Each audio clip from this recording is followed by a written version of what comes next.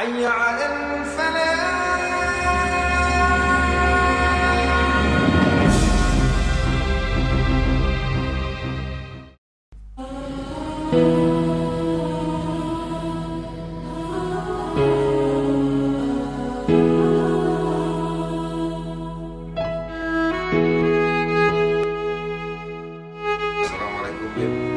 Waalaikumsalam warahmatullahi wabarakatuh.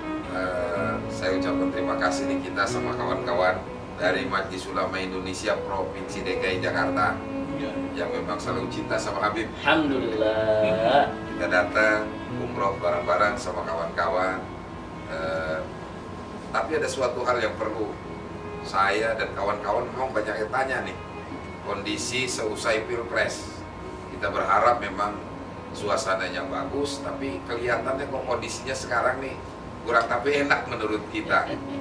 Jadi masyarakat di bawah ini agak sedikit bingung mana yang menang, mana yang kalah.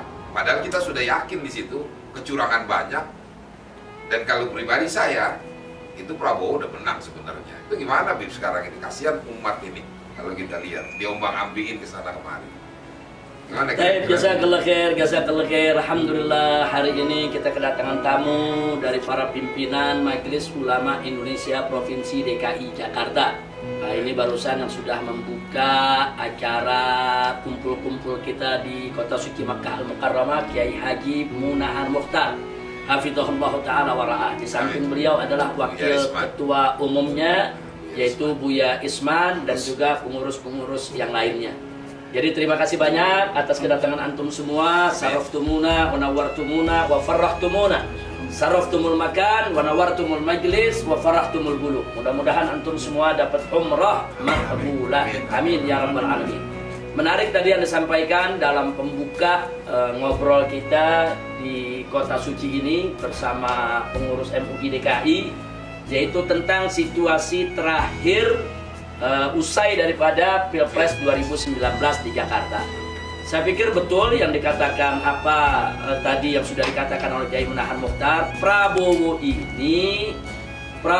ini mestinya kalau tidak dicurangi itu bisa menang sampai 80% Pak Kiai. Nah, tapi kalaupun dicurangi tetap beliau akan menang 60%. Loh kenapa? Karena tingkat antusias penyambutan masyarakat terhadap Prabowo Sandi di berbagai daerah itu tidak bisa disembunyikan, tidak bisa ditutup-tutupi. Nah, sementara kan yang seberang sana kan hampir nggak ada yang nyambut di berbagai daerah. Kalaupun ada yang nyambut, iming-imingi hadiah, pakai kupon, pakai door prize dan lain sebagainya, itu pun masih sepi yang datang.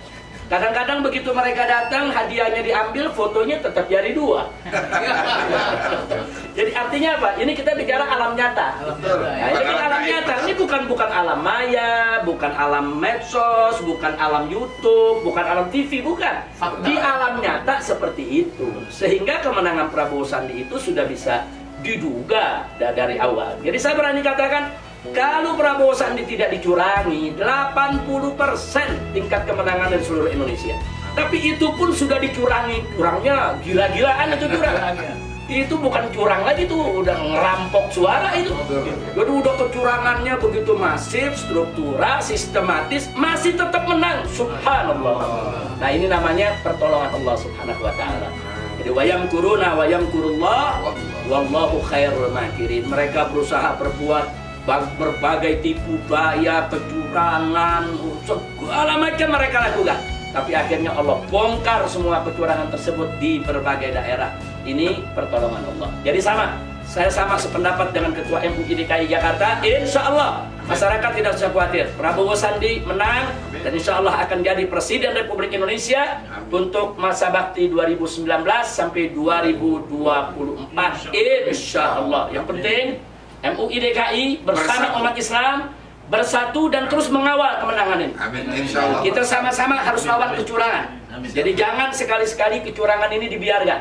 Nah, dan jangan juga membiarkan kecurangan dengan alasan persatuan. Ini, nah coba bagaimana Buya Isman? Coba kita mau dengar. Nah, ini kan begini nih, Bib. Masyarakat ini kan ada satu kekhawatiran sekarang. Kalau misalnya pihak pelaksana pemilihan umum ini masih tetap berlaku curang, sedangkan kecurangan sudah masif dan kekuatan kita sudah besar.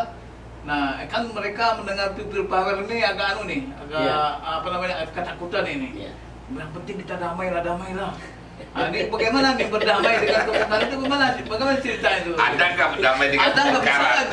Jazakumullahu khairan jasa. Terima kasih Buya, luar biasa. Memang sekarang ini di mana-mana banyak menjadikan damai, bersatu itu sebagai dalih untuk pasrah dan menyerah kepada kecurangan.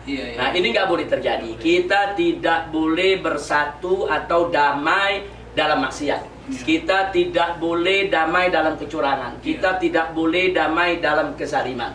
Damai dan persatuan itu hanya terjadi dalam kebaikan. Nah, makanya Allah Subhanahu wa taala perintahkan kita dalam Al-Qur'anul Karim, wa ta'awanu 'alal birri wat taqwa. Ta'awun itu 'alal birri wat taqwa. Wa la ta'awanu 'alal itsmi wal udwan. Jangan sekali-kali kamu gotong royong kerjasama bersatu dalam dosa, nggak boleh. Nah, karena itu kita serukan kepada semua habaib, ulama, tokoh, ormas-ormas Islam, pimpinan pondok pesantren, majelis-majelis taklim, dan seluruh masyarakat, jangan pernah damai dengan kezaliman. Jangan pernah damai dengan kecurangan. Jangan pernah damai dengan segala bentuk kebatilan. Jadi kecurangan harus kita lawan. Justru jihad melawan kecurangan, jihad melawan kezaliman itu merupakan salah satu jalan untuk menjaga perdamaian dan persatuan. Nah, jadi sudah betul yang dikatakan Buya tadi, nggak boleh kita damai dalam maksiat. Ketika Pak Amin Rais menyerukan ini kan banyak yang ketakutan itu. Soal people power. Jadi kepada seluruh rakyat dan bangsa Indonesia di seluruh tanah air, jangan alergi dengan istilah people power. People power itu adalah arus gerakan politik rakyat arus bawah. Nah, jadi dia konstitusional, sah-sah saja, di seluruh dunia diakui. Bahkan di negeri kita, Republik Indonesia, itu pernah terjadi 3 kali people power di zaman 3 presiden. Dan itu diakui. Nah, pertama, kita bisa kembali ke sejarah, kita lihat historis. Bagaimana dulu Bung Karno umpamanya, pada saat beliau itu berhadapan dengan people power. Di mana-mana masyarakat turun ke jalan minta Bung Karno turun dari jabatannya karena pemerintahan Bung Karno ketika itu didominasi oleh kekuatan PKI, Partai Komunis Indonesia. Nah, kekuatan people power ini terlalu kuat, nggak bisa dibendung oleh Bung Karno. Nah, akhirnya Bung Karno mengambil satu inisiatif yang sangat bagus. Bung Karno mengedepankan persatuan dan kesatuan untuk tidak melawan people power. Karena people power itu suara rakyat. Karena people power itu aspirasi rakyat. Karena people power itu adalah gerakan kedaulatan rakyat. Mana mungkin rezim bisa menang melawan kedaulatan rakyat? Nah, itu yang nggak boleh. Dan Soekarno kan ahli politik. Soekarno ini kan pakar dalam dunia politik secara teori maupun secara praktek. Nah, makanya beliau keluarkan Super Semar, memerintahkan Letnan Jenderal Soeharto untuk mengambil langkah-langkah yang diperlukan untuk keamanan negara, yaitu dengan menyerap daripada aspirasi rakyat yang ada dalam people power tersebut. Jadi di sini kita katakan dengan segala kekurangannya dan kelebihannya, Bung Karno adalah negarawan, pejuang, pahlawan, menghormati people power dan turun menghargai people power tersebut. Alhamdulillah. Begitu juga zaman Pak Harto. Nah, Pak Harto 32 tahun berkuasa kan luar biasa. Itu cengkraman kekuasaannya sampai ke daerah-daerah. Seluruh barisan tentara, polisi itu ada di tangan Pak Harto. Jangan lupa itu. Tapi begitu terjadi people power tahun 98, bahkan saat itu kita lihat bagaimana Pak Wiranto bukan lagi mengerahkan tentara dan polisi, tapi membentuk pasukan-pasukan preman, Pam Swakarsa dikumpulkan dari mana-mana untuk berhadapan dengan people power. Tapi Pak Harto tidak mau. Pak Harto dengan sangat bijak akhirnya mengundurkan diri karena beliau tahu people power itu konstitusional. Karena Pak Harto itu kan sudah punya segudang pengalaman politik, 32 tahun jadi seorang presiden, sudah paham people power ini aspirasi rakyat, people power ini suara rakyat, people power ini kedaulatan rakyat. Nah, karena Pak Harto sangat mengerti, Pak Harto tidak mau melakukan tindakan untuk melawan people power tersebut. Kalau Pak Harto melawan kan bisa. Orang tentara ada di tangannya, senjata ada di tangannya. Tapi Pak Harto tahu kalau people power ini dilawan, bisa hancur kita punya negeri. Bisa terjadi seperti di Suriah saat ini. Nah, kan bisa-bisa itu bisa terjadi. Nah, tapi saat itu Pak Harto sangat bijak. demi persatuan kesatuan NKRI, dan beliau tahu bahwa ini adalah aspirasi rakyat, beliau mundur dengan jiwa yang sangat besar. Artinya Pak Harto dengan segala kelebihan kekurangan mesti kita akui, beliau negarawan, beliau pejuang, beliau layak untuk diangkat sebagai pahlawan. Nah, begitu juga di zaman Gus Dur yang nggak boleh kita lupa, yaitu pada saat Kiai Haji Abdurrahman Wahid ini menjadi presiden, baru 2 tahun saat itu kan terjadi gerakan rakyat di mana-mana. Di mana-mana orang demo minta Gus Dur turun, ya karena berbagai macam persoalan politik lah. Nah, gerakan ini makin lama makin membesar, akhirnya menjadi satu people power. Nah, di kelompok lain ada pendukung-pendukung Gus Dur yang fanatik, yang militan, mereka kan membentuk PBM. Nah, mungkin Pak Kiai masih ingat. Nah, Kiai Munahar masih ingat tuh PBM, pasukan berani mati. Mereka siap mati untuk bela Gus Dur sebagai presiden yang sah saat itu. Nah, tapi Gus Dur juga cerdas. Gus Dur ini orang ahli politik. Gus Dur kalau bicara soal politik, beliau ini politisi ulung, ngerti teori-teori dan praktek-praktek politik. Dan Gus Dur juga selama ini kan dekat dengan rakyat, sehingga Gus Dur bisa membaca, oh ini aspirasi rakyat, people power ini aspirasi rakyat, people power ini adalah kedaulatan rakyat, nggak boleh dilawan. Makanya Gus Dur meminta pasukan berani mati tadi mundur untuk tidak melakukan gerakan yang bisa memancing pertumpahan darah. Kalau Gus Dur melawan kan bisa. Pendukung Gus Dur kan bukan sedikit. Dari Sabang sampai Merauke pendukung Gus Dur sangat banyak. Ada NU, ada Banser, ada Ansor dan lain sebagainya. Nah, tapi Gus Dur dengan arif dan bijak beliau mengundurkan diri. Kenapa? Karena people power konstitusional. Kenapa konstitusional? Karena people power itu suara rakyat, hati nurani rakyat, dan itu juga merupakan kedaulatan rakyat. Jadi kalau ada rezim mau coba-coba lawan kedaulatan rakyat, ya tumbang. Nah, disitulah Gus Dur juga harus kita akui dengan segala kelebihan dan kekurangannya, beliau sebagai pejuang, negarawan, pahlawan, menyelamatkan kesatuan dan persatuan NKRI. Nah, kita berharap ke depan ini mudah-mudahan people power tidak terjadi. Nah, cukuplah Pak Jokowi, stop aja ini kecurangan. Kerjalah KPU dengan jujur dan adil, akui saja itu kemenangan Prabowo Sandi. Nah, kemudian Pak Jokowi silakan selesaikan masa tugasnya sampai bulan Oktober yang akan datang. Setelah itu Prabowo Sandi menjadi presiden dan wakil presiden Republik Indonesia untuk periode 2019-2024. Clear, selesai, tidak perlu people power. Nah, tapi kalau rakyat dipaksa untuk mengakui kecurangan yang sudah begitu masif, struktural, sistematis, saya yakin akan terjadi people power. Dan pada saat terjadi people power, saya ingatkan, hati-hati kepada Panglima TNI, kepada Kapolri. Anda harus bersama rakyat, bukan bersama rezim yang curang. Anda harus bersama rakyat. Ini jangan melawan kedaulatan rakyat. Ini rezim curang lawan kedaulatan rakyat. Hati-hati, bisa tenggelam ini rezim. Dan saya ingatkan juga pada mereka-mereka yang membela rezim yang curang, kalau sampai people power terjadi, maka kalian akan tumbang, akan finish, dan akan membusuk di penjara. Mereka akan finish dengan sangat hina. Tapi kalau ini dikembalikan, kecurangan ini ke rel kejujuran, rel keadilan, maka Jokowi akan menjadi pahlawan. Jokowi akan menjadi negarawan. Nah, tapi ingat, jaga kejujuran dan kebenaran. Jangan ngelawan people power. Jadi kesimpulannya Pak Kiai, people power nggak melanggar hukum. People power itu bukan pemberontakan, bukan. People power itu bukan people power berdarah-darah, bunuh-bunuhan, bukan. People power itu bukan people power yang terjadi di Syria saat ini, bukan. People power itu kita tetap berjuang dengan akhlakul karimah, tetap menjunjung tinggi etika, ramah. Tapi kita lawan itu kecurangan. Lawan sampai kapan? Sampai keadilan ditegakkan.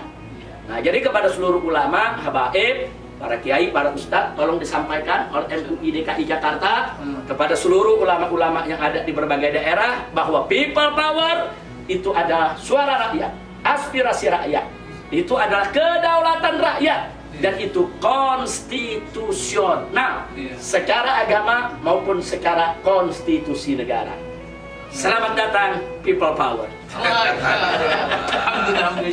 Silakan, ada mau disampaikan lagi mungkin pengurus-pengurus MUI yang lain, silakan sebelum kita tutup bincang-bincang kita.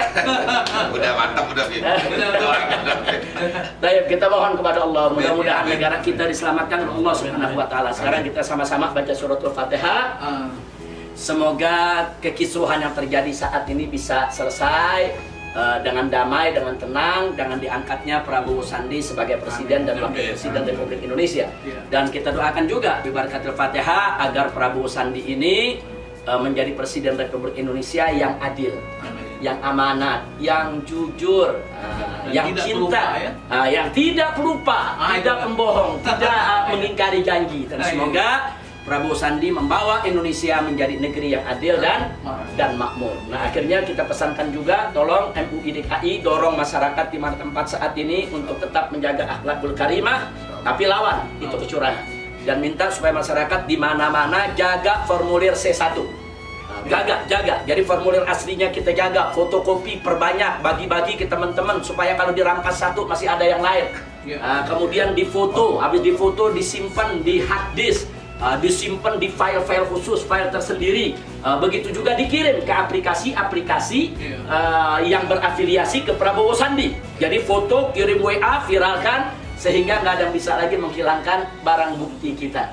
Jadi sampaikan kepada seluruh masyarakat Indonesia, jangan takut, pokoknya jangan takut, lawan kecurangan, tegakkan keadilan. Insya Allah, Allah akan memberikan kemenangan kepada kita semua. La takhaf wa la tahzan, innallaha ma'ana. Jangan takut, jangan bersedih, Allah bersama kita semua. Rakyat bangsa Indonesia, kita mohon kepada Allah agar Allah memberikan kemenangan yang indah untuk rakyat dan bangsa Indonesia. Ala hadhihi niyah wa likulli niyatin salihah. Wa ila hadratin Nabi Mustafa sallallahu alaihi wasallam bisirril Fatihah.